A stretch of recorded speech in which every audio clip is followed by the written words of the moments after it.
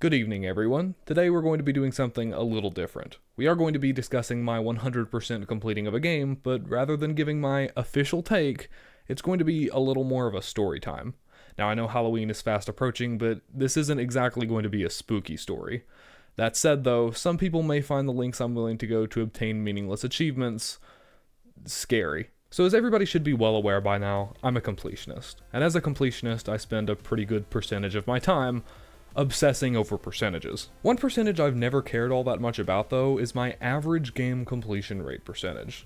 That specifically is a Steam metric, but both PlayStation and Xbox keep track of similar things, as do many external achievement tracking sites like Exophase. It's basically a percentage representing the average amount you complete any given game you play, the average completion rate across every game you've played on your account. Some people are pretty obsessed with this number, and that's totally valid. We completionists aren't exactly a healthy demographic, but for me, it's just never really been something that I've considered. Sure, if you asked, I would probably tell you that I 100% every game that I play, but a more accurate statement would probably be that I 100% every game that I play. If I boot up a single player title with the intention of giving it a playthrough, I'm doing that playthrough to 100%.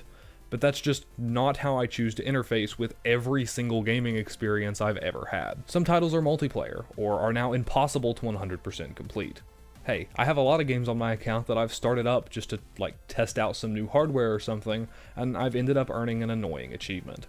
I fully intend to play through them someday, but I'm in no hurry, and I do all of this from my one account because that's my account. It wouldn't sit right with me having more than one. Anyway, all that said, picture this. So one day, I'm looking through my Steam account, and out of sheer curiosity, trying to get a feel for how many games I've earned achievements in that I actually plan on 100% completing someday, and I stumbled across this game. It's called Aim Labs, and you may have heard of it. It's a free aim training software I used for 15 minutes back at the start of Fortnite Chapter 3 when I was trying to get unwashed. It works fine, nothing wrong with it at all, but I pretty quickly realized I might be more comfortable with Kovacs, so I shelled out the $10. Back to Aim Labs though, upon further examination, I was pretty surprised to learn that it actually had 100 achievements, which seemed like a lot to me. So I decided to look up an achievement guide, and I was pretty surprised by what I found. Aside from a couple of achievements that I already had, which are just given to everybody if I understand correctly, every single achievement in this game is tied to completing X drill Y number of times. There are a total of 14 unique drills that are tracked for these purposes, and for each you'll earn an achievement for completing it 1,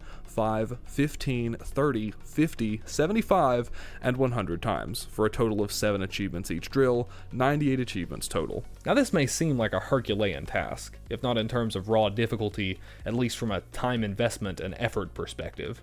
I mean, each drill lasts 60 seconds. Who has the time, or for that matter, the wrist dexterity to spend upwards of an hour and a half doing the exact same training drill over and over again? Okay, realistically me, but I wouldn't have. What really caught my attention here is a particular quirk of the verbiage.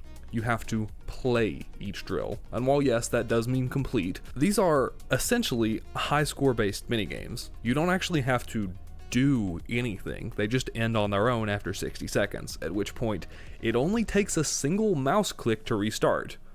One mouse click every 60 seconds.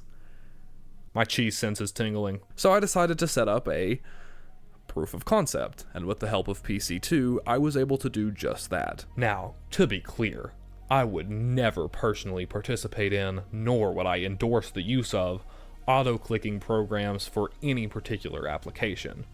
Primarily because I am uncertain as to their legality from a TOS perspective. That said, I quickly realized all one would need to do to automate this task from a strictly technical perspective is use a program that could generate 1 click per minute in a specific spot on screen, which is trivially easy. In fact, you could go even simpler than this. Nothing of import ever pops up in that corner, so even spam clicking would get the job just fine, which a lot of mouses can already do out of the box.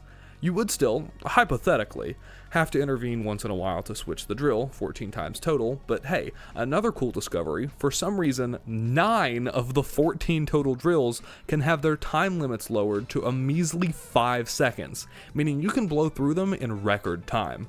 So yeah, Easy to imagine a scenario in which, thanks to a little ingenuity and my trusty PC2, this game was practically 100% completed for me while I was sleeping, in class, playing other games, who can really say? And like I said, is this the kind of thing that would normally interest me? Storyless games that in most contexts would just be used as a way to make a meaningless number bigger? No, not really. I complete games because I find the individual title worthy of experiencing. The numbers don't appeal to me much. But that said, this felt like a pretty interesting little experiment. I don't hate that the numbers are now up a little bit, and hopefully it made for a decently engaging story. So for those reasons, I certainly don't mind having it on my list of 100% completed games. So anyway, there's my little tale. Hopefully you enjoyed it. I'll keep this brief, you all should know the drill by now. Like and subscribe. We are rapidly approaching 1,000 subscribers and I would love to make it happen. Comment down below. Have you ever done anything similar to this? I would love to hear from you. Drop down to the description for my socials, along with any of the music that I may have used in this video. And finally, be on the lookout for those games too, coming very soon. I hope to see you there. And as always, thanks for watching.